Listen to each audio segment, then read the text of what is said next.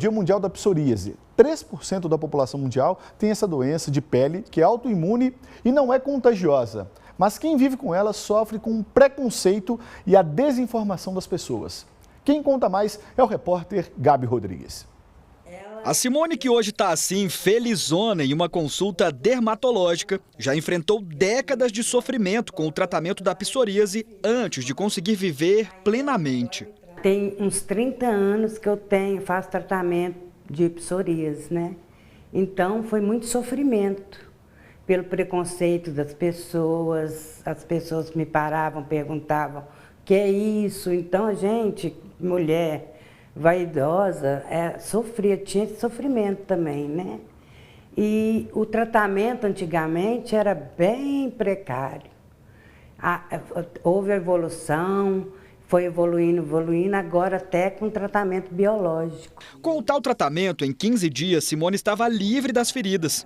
Conversamos com a médica dela, a dermatologista Marcela Matos, para entender um pouco mais sobre a doença. Começando pelo básico. O que é a psoríase? É uma doença dermatológica, mas a gente não pode falar que é exclusivamente dermatológica, porque pode ter acometimento sistêmico também. Mas o que vai acontecer? Na pele, o que a gente vai ver? Lesões vermelhas, descamativas, que podem ficar em qualquer área do corpo, sendo mais comum em áreas de apoio, como por exemplo cotovelos, joelhos, região posterior do corpo. Segundo dados da Sociedade Brasileira de Dermatologia, 3% da população mundial, ou seja, cerca de 125 milhões de pessoas, sofrem com os sintomas da psoríase. Mais de 5 milhões delas só aqui no Brasil. A medicina evoluiu ao longo dos anos e, com ela, o tratamento da psoríase também. A gente utilizava remédios que eram para baixar a resposta imunológica, que muitas vezes deixavam várias consequências no organismo. Aí, com o tempo, desde 2010, por aí, surgiram os medicamentos biológicos, que é uma categoria nova de remédios que trata direcionado à via imunológica da psoríase.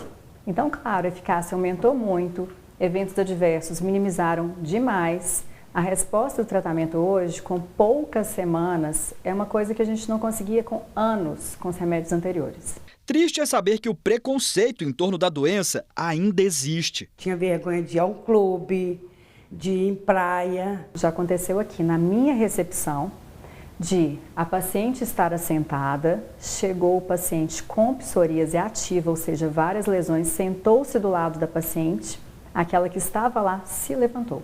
Situações assim, repetidas vezes, de acordo com a dermatologista, podem levar os pacientes a quadros graves de depressão. A taxa de transtornos de ansiedade, de depressão em pacientes com psoríase é altíssima.